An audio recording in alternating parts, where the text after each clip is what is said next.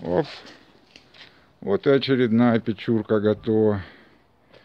Это у нас на дачах в Знаменском. Вот такой вот мангальный комплекс. Печка, казанка, мангал.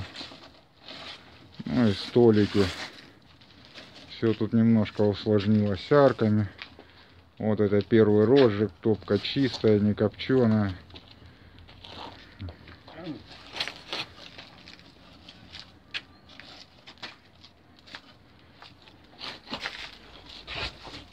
Беседка это будет стеклица, поэтому нам пришлось поставить не только задвижку на печку, но и общую задвижку на общую трубу. Вот.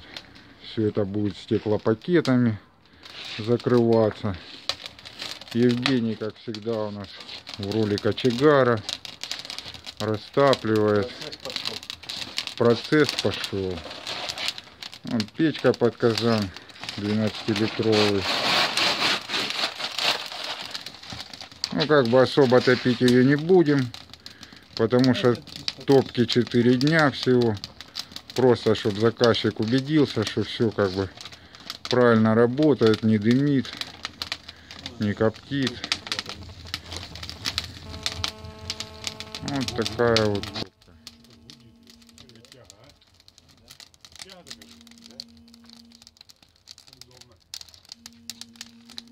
Максим жужжит. Вот такие арки тут сделаны. Здесь мы сделали.